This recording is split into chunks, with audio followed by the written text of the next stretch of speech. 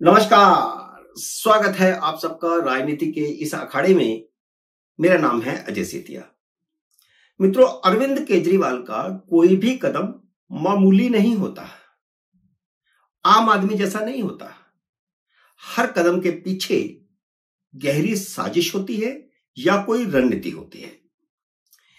केजरीवाल ने जब मुख्यमंत्री पद से इस्तीफा दिया था तो किसी मजबूरी में नहीं दिया था। जब उन्होंने जेल जाने के बावजूद नैतिकता के आधार पर इस्तीफा नहीं दिया तो जमानत मिल जाने के बाद न तो कोई नैतिकता थी न मजबूरी थी, बल्कि रणनीति थी।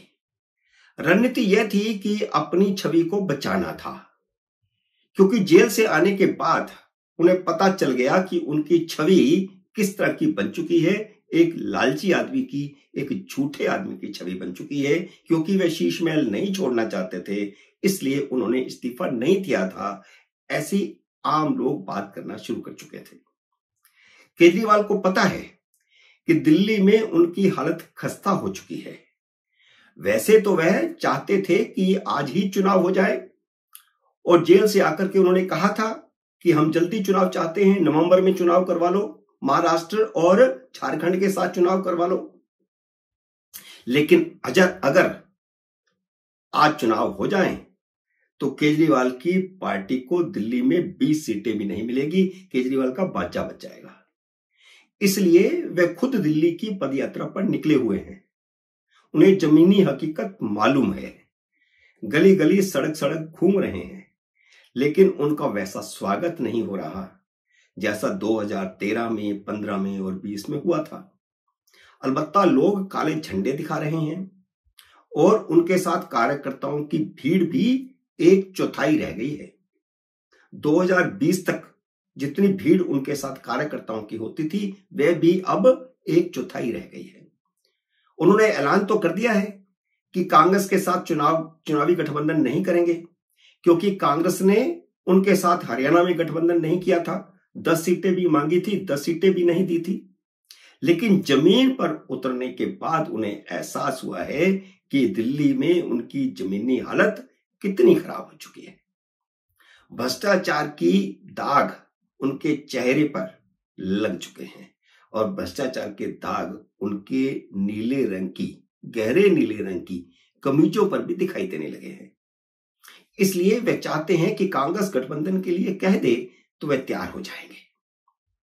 लेकिन अब वह खुद कह भी नहीं सकते, क्योंकि कई बार उनके प्रवक्ताओं ने और खुद ने और बड़े बड़े नेताओं ने सबने कह दिया कि हम तो अकेले चुनाव लड़ेंगे, कांग्रेस के साथ कोई गठबंधन नहीं करेंगे। जमीनी हकीकत का जब उन्हें पता चला तो अब उन्हें किसी तरह कांग्रेस को गठबंधन के लिए तैयार करना है। उधर कांग्रेस केजरीवाल पर हमलावर होना शुरू हो चुकी है। प्रदेश कांग्रेस के अध्यक्ष उन्हें हर रोज महाभ्रष्ट कहकर के संबोधित कर रहे हैं। दिल्ली प्रदेश कांग्रेस कमेटी उनके साथ किसी तरह का कोई गठबंधन नहीं करना चाहती। राहुल गांधी चाहें तो भी गठबंधन नहीं हुआ। जैसे हरियाणा में राहुल गांधी चाहते थे, लेकिन हुड्डा ने नहीं होने दिया। इसलिए केजरीवाल ने नया दाव चला है। उन्होंने महाराष्ट्र में उद्धव ठाकरे की शिवसेना और शरद पवार की एनसीपी के लिए प्रचार करने का ऐलान किया है कि इन दोनों दलों के उम्मीदवारों का वे प्रचार करेंगे।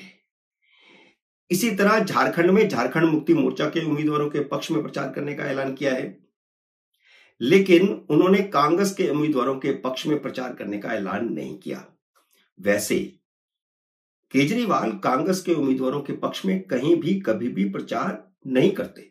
दिल्ली में लोकसभा चुनावों के समय जब गठबंधन हुआ था तो केजरीवाल ने उन 3 सीटों पर जाकर के प्रचार नहीं किया जो कांग्रेस को दी गई थी। कांग्रेस के उम्मीदवार बुलाते रह गए, लेकिन वे नहीं गए। हालांकि उन्हें न तो शरद पवार ने बुलाया है, न उद्धव ठाकरे ने बुलाया है, और न ही हेमंत सोरेन ने बुलाया है। किसी ने उन्हें प्रचार के लिए न्योता नहीं भेजा। शायद वे बुलाना भी नहीं चाहते। लेकिन केजरीवाल ने इंडिया अलायंस के कुछ दलों के पक्ष में प्रचार करने और कुछ के पक्ष में प्रचार नहीं करने का ऐलान करके इंडिया अलायंस में जबरदस्त रायता फैला दिया है। कहा यह जा रहा है कि कांग्रेस को बात करने के लिए मजबूर करना चाहते हैं। इसलिए उन्होंने यह रायता फैलाया है कि कांग्रेस गठबंधन के टेबल पर आ जाए। लेकिन कांग्रेस इस दबाव में नहीं आने वाली। कांग्रेस चाहती ही नहीं कि केजरीवाल कांग्रेसी उम्मीदवारों के पक्ष में प्रचार करें, क्योंकि कांग्रेस को उससे फायदे की बजाय नुकसान होने का ज्यादा डर है। इसलिए केजरीवाल की इस रणनीति का कांग्रेस पर कोई असर नहीं होगा और इंडी अलायंस के दूसरे दल भी केजरीवाल को नहीं बुलाना चाहेंगे। कहते हैं ना कि बुरे दिन आते हैं तो सही दांव भी उल्टा पड़ता है। हरियाणा से केजरीवाल के बुरे दिनों की शुरुआत हो चुकी है और अब दिल्ली में वही होना है जो हरियाणा में हुआ है। 17 से 20 के बीच में उनकी सीटें आएंगी।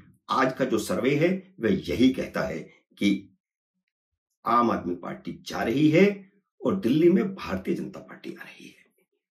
मित्रों, उम्मीद है मेरा ये वीडियो आपको पसंद आया होगा। इसे लाइक और शेयर कीजिए। अगर आपने मेरे YouTube चैनल को सब्सक्राइब नहीं किया तो कृपया सब्सक्राइब करके अपना आशीर्वाद दीजिए।